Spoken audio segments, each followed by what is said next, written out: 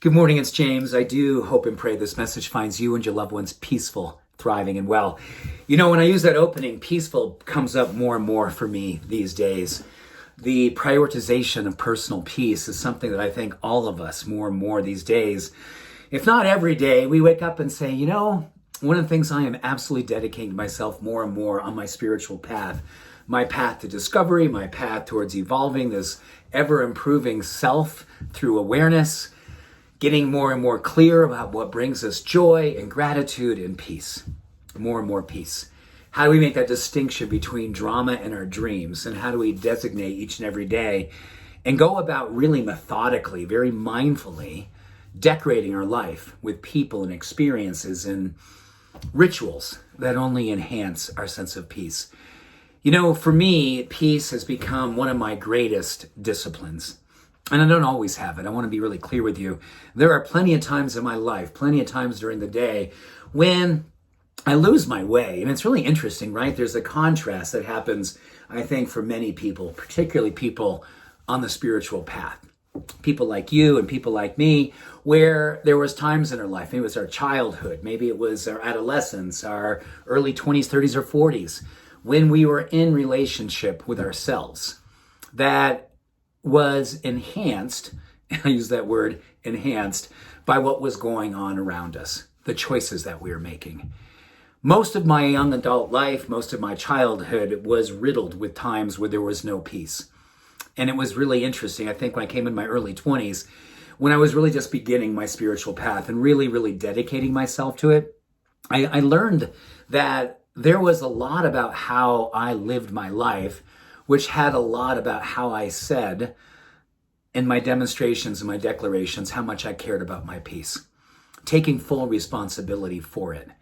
You know, I think when we're younger people, and if you grew up in a home where there was a lot of challenges and there was a lot of stuff happening around you that you couldn't control, you couldn't understand, and you used to seek peace, but you also feel like you didn't have a lot to say about it.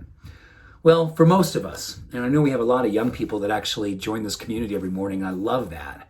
And this applies to all of us, no matter what our age, no matter what our story. The idea of getting really clear that we get a chance to dedicate ourselves to our dreams versus our drama, prioritize our personal peace, is one of the most powerful expressions of love, self-acceptance, and awareness we will ever make in our lifetime. And the blessings that it has for us when we dedicate ourselves and really build a firewall around our life that does not allow in the things that we absolutely know. We know, there's no question about it. This person, this type of media, this experience never brings me peace. But loving ourselves, elevating ourselves through our love, so we say, you know what? I'm not allowing that in anymore. I'm not pushing that button. I'm not inviting that person in. I'm not allowing that experience, that energy to come into my life any longer. You know, about 7 years ago, when we began this experience, I remember sharing with you, and I was looking at this old video. I should probably post it. It's hysterical. I was actually outside of the treehouse on the deck just after the treehouse was built. And I was talking about my discipline, my morning ritual, that years and years ago, now, gosh, it's close to 30 years, where I pretty much do the same thing over and over and over again. And I was doing a presentation back maybe 7 or 8 years ago when someone said, gosh, that sounds boring. It's like, what? You do the same thing every single morning? It sounds so boring. Where's the spontaneity? Where's the thing that you don't know what's coming? And it's just like, oh my gosh, that's so cool and surprising. Well, life has plenty of really cool and surprising things. But what I realize more and more, that I want to begin my day anchoring myself in peace.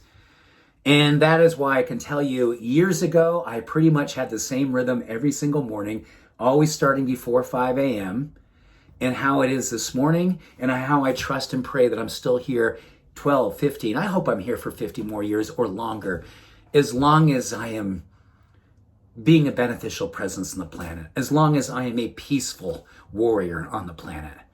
And I use that word warrior very specifically for us this morning. Are you prioritizing your peace? And do you have rituals throughout your day that you can anchor in, that guarantee you without a shadow of a doubt, this was going to make you feel joy. This is going to make you feel gratitude. This is going to make you feel connected. This is going to make you feel love. Because that is my and can be our collective understanding of what is personal peace. The predictability of emotion that happens when we follow through and make good on a good intention. We use our discipline to be a student of life. Disciple, student, discipline, student of life. You look around your life when you were most happy, most peaceful, most grateful, most alive, most awakened, most appreciative about your life. For me, it always connects back to the predictability of rituals that I can bring into my life that are absolute non-negotiables.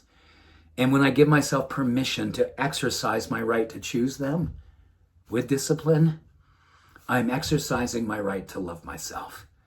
And yes, as a side effect, prioritizing my personal peace. So maybe this morning, if you're feeling so inclined and you're feeling inspired, maybe just drop in the comment box one of the things that you do every single day that is absolutely anchoring you to your personal peace, to your declaration and your demonstration of self-love. What does it look like? What does it feel like? And allow us all to see it so we can take it in, so we can bask in what it is that you have told us that you do, because energetically what you do is what we can do. And it will raise us all to see each and every one of us sharing how it is that our dedication to this practice makes us who we are today. Doing everything that we can to predictably bring peace into our lives and allow ourselves to discipline ourselves to enjoy the student experience of predictably making ourselves know we are loved. And that peace that comes with that love is a predictable experience every single day. I pray for you in that respect, that you have that demonstration and you have the discipline to give it to you. Discipline isn't heavy or hard. Discipline is love and light. Thank you. Much love and every blessing. Have a beautiful day. Bye for now.